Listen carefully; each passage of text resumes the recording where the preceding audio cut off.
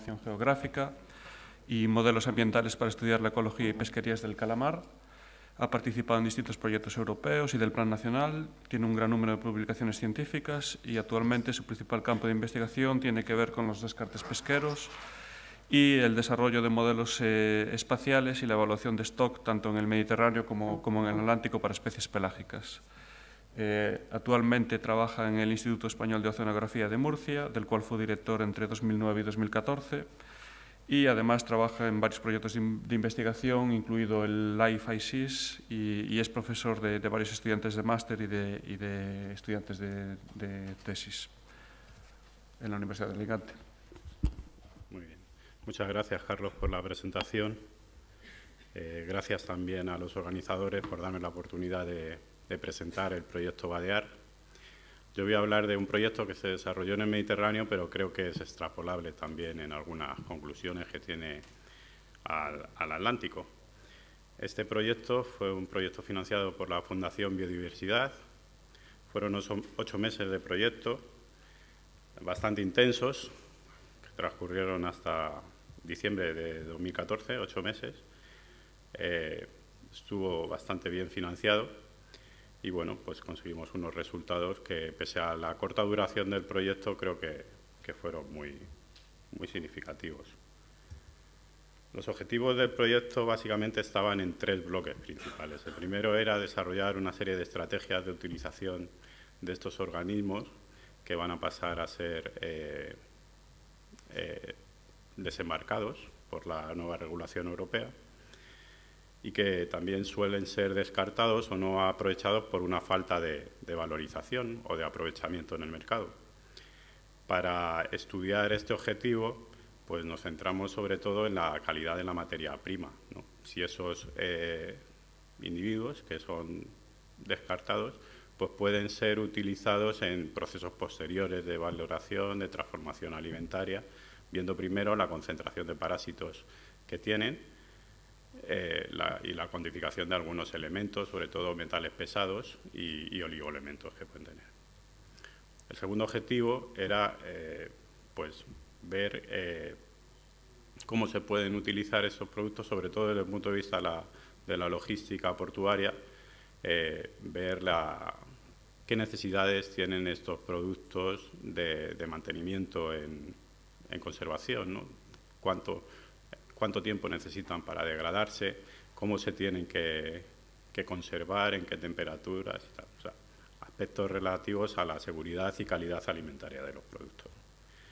Y el tercer objetivo era pues una evaluación, digamos, ambiental de dónde salen esos productos, que son recursos renovables marinos, y hicimos una estimación de lo que es la potencia del volumen que puede generar, ¿no?, estos productos, viendo si eso pues, le podría afectar hasta qué punto a la sostenibilidad de las pesquerías de aquella zona, porque tengo que decir que este proyecto se desarrolló para aguas de Andalucía y Murcia, que era uno de los objetivos, fue financiado a través del Fondo Europeo de la Pesca, y solo podían participar, se tenía que desarrollar en regiones de convergencia. En el equipo de trabajo, no lo he dicho antes, voy a volver al anterior. En el equipo de trabajo, bueno, el coordinador fue el Instituto Español de Oceanografía, pero es una parte muy importante, sobre todo en la evaluación de la carga parasitaria y de la seguridad alimentaria, fueron 3 instituciones catalanas, 2 universidades, la Universidad de Girona y la Universidad de Barcelona, y un instituto de investigación de tecnología alimentaria bastante potente en Cataluña, que se llama IRTA. Muy bien. Bueno, pues para hacer esta experimentación de la carga parasitaria y la carga tóxica, cogimos una serie de muestreos que los sacamos de nuestra campaña de experimentación de prospección pesquera de arrastre, que se llama MEDITS, la campaña que se hizo en el 2014. Entonces, en los 40 lances del área de Andalucía y Murcia, pues cogimos estas especies de ahí. El número de estaciones que se muestreó en esta área fueron 40 y salieron pues desde especies de bacaladilla o lirio, distintas especies de pagelus, besugos, el salistado, algunos otros espáridos, algunas especies pelágicas también y bueno, los jureles, que son. Estas especies analizaron la condición y carga parasitaria y bueno, la evaluación final es que están dentro de unos valores normales y tan solo la bacaladilla presenta un valor ligeramente inferior a lo esperado, ¿no?, de la carga parasitaria. Cuando se determinó la carga parasitaria se puso especial interés en los nemátodos, fundamentalmente porque son los que tienen implicaciones sanitarias relevantes en la salud humana. Aunque el producto sea procesado y pues hay algunas personas que ya son alérgicas que pueden todavía manifestar algunas reacciones aunque el producto ya esté procesado, mientras que por lo que decían los compañeros que hicieran esto, otros parásitos en el proceso de transformación se mueren y prácticamente pues es proteína, ¿no? Entonces, los nemátodos es el más importante desde el punto de vista de la sanidad humana. A excepción de la sardina, casi todas las especies analizadas presentan infestación por nemátodos. Bueno, igual hay muchos nemátodos, pero más importantes son el grupo de los anisáquidos.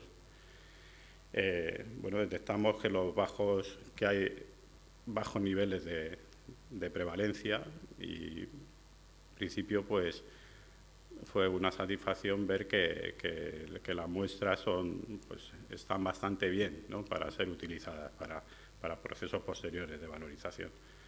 Como era de esperar, pues la mayor parte de los nemátodos, de los anisáquidos, estaban en áreas del intestino y el hígado y cavidad visceral y algunas también en las gónadas. El área que estaba más infectada o con mayor prevalencia de nemátodos era el área de Murcia, aunque también, según los compañeros que hicieron, pues no era tampoco una cosa para echarse las manos a la cabeza. Y dentro de lo que, comparado con otras zonas, la calidad general de parásitos en el individuo era bastante baja. Hicimos el análisis químico. Se analizaron 10 elementos químicos: plomo, zinc, cadmio, mercurio, selenio, bueno, y otros, en esas 8 especies. Y todas las especies analizadas cumplieron con la normativa actual en referente a la contracción de metales pesados, que es que sea menor esa concentración a 500 partes por billón. Una cosa que nos gustó mucho en su momento, según los compañeros que hicieron este análisis, es que estas muestras presentaron una carga bastante elevada de selenio, que es un oligoelemento esencial para la salud humana y que bueno, pues es muy satisfactorio que presentaran esa carga mayor de la que se esperaba, ¿no? Los índices, un índice que se utiliza, que es la proporción entre selenio y mercurio, era de los más elevados que se esperaban y estaban en torno, en bacaladilla, en 10,5 y sardina 14,5. A mayor concentración de selenio y menor concentración de mercurio, pues podemos decir que el pescado es más saludable, ¿no?, para el humano.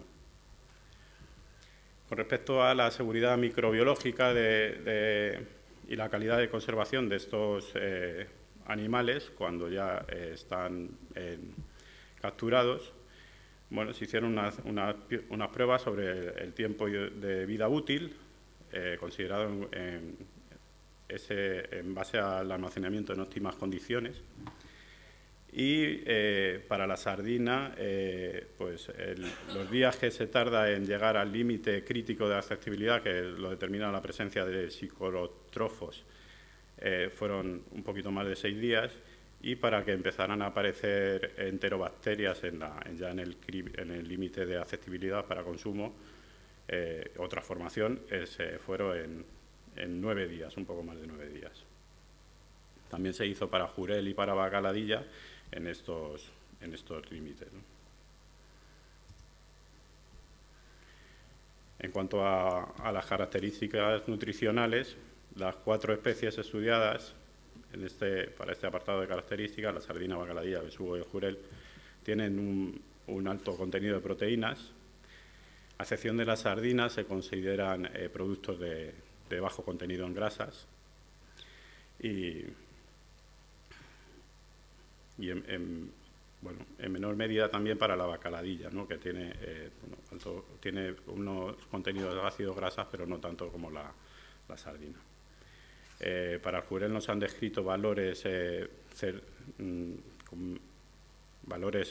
finos, digamos, para este parámetro de grasas saturadas, pero el contenido de ácidos grasos poliinsaturados se aproxima al de la sardina. Son especies que tienen un alto contenido en vitamina B12 y vitamina B3 y B6, a excepción del besugo, y las especies más grasas, como la sardina y el jurel, presentan un alto contenido en vitamina D y vitamina B2. Todas contienen un bajo contenido en sodio, alto contenido en selenio y son fuente también de fósforo, presentando un alto contenido de fósforo. Hay disparidad según las fuentes, pero se cree que según las fuentes consultadas y la especie, pero creemos que la sardina puede ser una fuente importante de hierro y yodo para el humano, mientras que la bacaladilla sería una fuente importante de yodo. En este estudio sobre la vida relativa del pescado, una vez que se ha capturado y se tiene que conservar, ya sea en instalaciones del puerto o en el barco, bueno, pues hay un crecimiento de materia orgánica que es exponencial a la temperatura de conservación y esto disminuye la vida útil comercial que se va a hacer a ese producto o coproducto, como se quiera llamar, ¿no? Se desarrollaron una serie de modelos predictivos para estimar el efecto de la temperatura en la vida útil, considerando la temperatura de referencia a 0 grados, ¿no? En hielo. A 0 grados, en los días que he dicho antes serían al 100%. Si aumentamos en 5 grados la temperatura de almacenamiento, se va reduciendo la vida útil en el porcentaje que vemos aquí. A 5 días solo la vida útil llegaría al 44%, al 10%, a 10 grados a 25% y a 15 grados a 16%, lo cual también tiene repercusiones en qué se va a hacer con este material, porque si ya está degradado, pues puede haber algunas aplicaciones de transformación que no se podrían realizar. Con respecto al tercer apartado, de cuánto hay en el mar y cuánto se podría utilizar, bueno, pues hicimos una serie de estudios, que en esto pues tenemos ya cierta experiencia dentro del Instituto Español de Oceanografía. Determinamos ya cuál era la capacidad de pesca, ¿no? En base al estudio de la flota, de las características de la flota de arrastre del mar de Alborán, con todas sus características de los barcos, y realizamos una estimación cuantitativa en peso y en número del descarte, tanto por encima como por debajo de las tallas mínimas, ¿no? De las especies reguladas, fundamentalmente las especies reguladas, que son las que están mencionadas en el anexo 3 del Reglamento 1967 de 2006, que es el que regula las pesquerías del Mediterráneo, y también incluimos algunas especies que son localmente importantes, pero no están reguladas, ¿no? Bueno, decir que en el Mediterráneo, como ha salido por algún ponente, no hay regulación por cuotas. La regulación fundamental es por tallas mínimas y por medidas de control de esfuerzo. Y entonces lo que consideramos especies reguladas son aquellas que en este anexo tienen una talla mínima. Bueno, pues hicimos una serie de distribuciones de tallas de la fracción retenida y descartada. Aquí pongo un ejemplo del boquerón de la GSA1. Casi toda la captura desembarcada y no llega al 1% quizá de la fracción de boquerón que es descartada. Sí que varía, depende de las especies y depende del área, pero bueno, en general las fracciones de descarte en el Mediterráneo, como ha dicho también Francesc, son inferiores a otras áreas, ¿no? En esta, creo que no se ve muy bien, pero en esta diapositiva pues pongo la estimación del bycatch o del descarte, como decía algún compañero, para las áreas de Andalucía y de Murcia. En la columna de la izquierda se puede ver la captura comercial y la siguiente es la captura descartada en total, ¿no? La siguiente captura es la captura descartada, que está por debajo de la talla mínima legal, y la última columna es la captura descartada, que está por encima de la talla mínima legal, ¿no? El mayor director de descarte, lo diré ahora después, que vienen otras diapositivas sobre ella, es la talla mínima. Es el mayor director, pero no es el único, ¿no? En cuanto a las especies más descartadas, son unas especies de Pagellus en Andalucía. Lo dividimos por regiones: el Pagellus acarne, el Pagellus eritrino, la boga, el popbos y el Trachuro mediterráneas en Andalucía. Y en la Comunidad de Murcia, pues la boga, el besugo, el alistado, el eritrinus y el Pagellus acarne en la Comunidad de Murcia. La fracción, como he dicho antes, la fracción descartada está compuesta mayoritariamente por ejemplares por debajo de la talla mínima, pero no únicamente por ejemplares de la talla mínima. También hicimos un análisis de la composición de capturas, de dónde viene de estas capturas, intentando ver los ecosistemas que producen estas poblaciones, ¿no? Con la intención de evaluar el impacto de la pesca en estas zonas sometidas a explotación. Para ello utilizamos datos de observadores a bordo, que tenemos una base de datos bastante completa. En este caso utilizamos los datos de metidas de arrastre en plataforma en aguas profundas del año 2009 a 2012. Se calcularon una serie de índices que ya están muy estandarizados por la literatura, de diversidad, riqueza, ecatividad, dominancia y porcentaje de piscívoros. Bueno, como conclusiones generales de esta parte de indicadores ecológicos, vimos que el área de Almería es ligeramente más diversa, con mayor equitatividad y menor dominancia de especies que la bahía de Málaga. Dadas las similitudes entre las dos zonas, porque creemos que desde el punto de vista de ecosistema no son ecosistemas distintos, ¿no? Podemos pensar que en la zona más occidental la presión pesquera ha provocado mayores impactos que en la oriental. Y cuando estudiamos los valores mayores de biomasa media en Almería, parece corroborar este hecho, que la zona de Almería está más intensamente explotada. Bueno, la explotación pesquera retira del medio, en primer lugar, los componentes más altos de la cadena trófica, los piscívoros, y siendo sustituidos por otros grupos como carnívoros y omnívoros. Y esta mayor presencia de piscívoros que detectamos en las zonas más profundas indica una menor presencia pesquera en estas zonas en las áreas de estudio consideradas.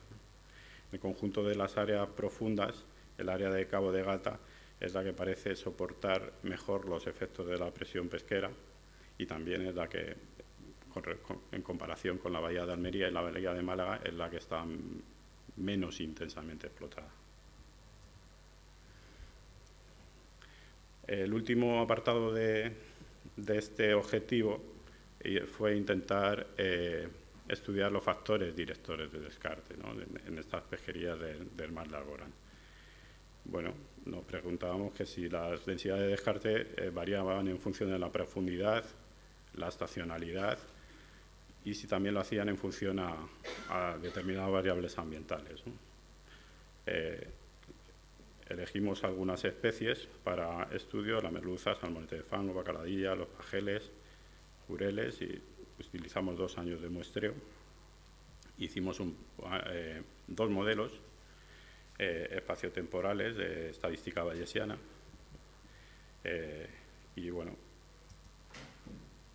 antes de hacer el modelo bayesiano hicimos un análisis exploratorio viendo el número de mareas que que tenía presencia de las especies estudiadas y qué porcentaje de correlación entre las variables había. En la mayoría de las especies se ve que, con respecto a las variables espaciotemporales, la profundidad y la estacionalidad es una variable significativa a todas las especies, lo que nos da idea ya de por dónde pueden ir las medidas de gestión, ¿no?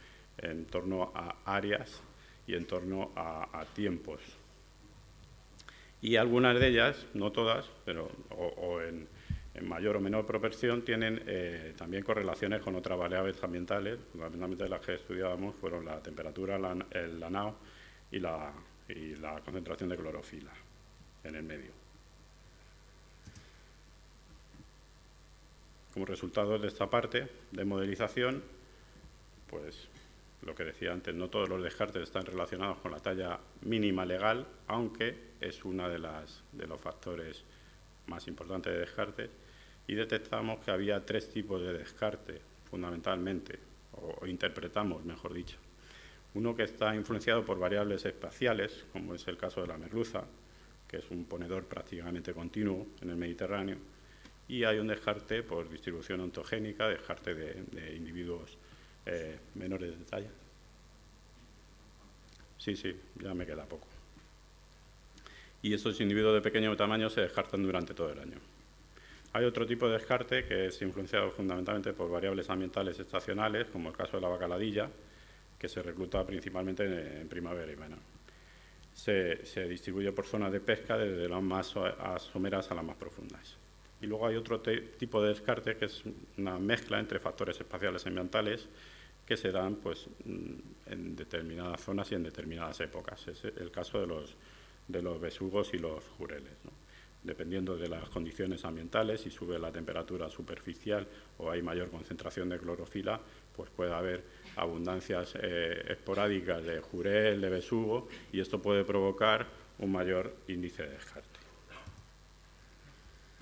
Pues como conclusiones generales del proyecto BADEAR, el Baikal se convierte en descarte por no alcanzar una adecuada valorización socioeconómica. Algo que no se pueda vender, ya sea en fresco o ya sea para una industria transformada, es lo que se rechaza, ¿no?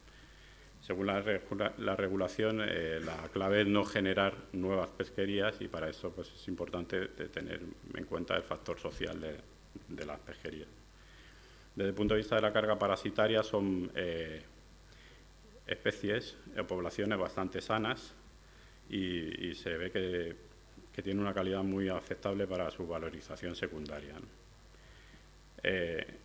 Desde el momento de la captura, el pescado debe mantenerse en unas condiciones óptimas de temperatura que deben estar cercanas a la temperatura de fusión del hielo. Cuanto mejor esté tratado el pescado, pues hay más posibilidades para la valorización secundaria. La obligación de desembarco presenta oportunidades socioeconómicas, pero hasta este momento no sabemos si puede repercutir negativamente o positivamente. Nos enfrentamos a una etapa de incertidumbre que yo creo que depende a cómo actúen los operadores en el corto plazo, pues. También apreciamos que con respecto a la valorización hay poca voluntad de emprendimiento empresarial. Hicimos una serie de estudios para ver si había gente, empresarios que pues, podían hacer piensos, harinas o lo que fuera, interesados en estos volúmenes de captura, y no tuvimos mucho éxito. Algunos nos dijeron que ellos ya tienen unas líneas de procesado de pollo, ternera o de lo que sea, y con la nueva regulación a raíz de las vacas locas, pues los requerimientos sanitarios son mucho más elevados y a lo mejor no les compensan. Y finalmente, pues nada, algunos elementos que creemos que debería incluir la gestión. Para nosotros lo más importante de esta regulación es minimizar el descarte, y eso es evitar pescar o evitar coger captura no deseada en determinados periodos del año y en determinadas áreas, ¿no? Para mí es una pena que se esté hablando tanto de la obligación de desembarco y no se hable más de reducción de descarte, que es lo que al final queremos todos, ¿no? que haya menos descarte.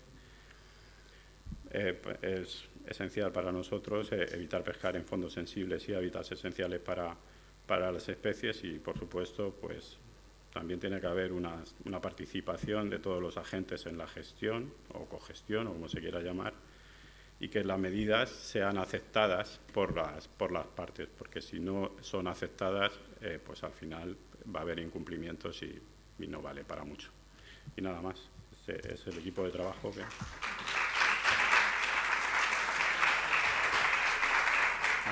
Muchas gracias, José María.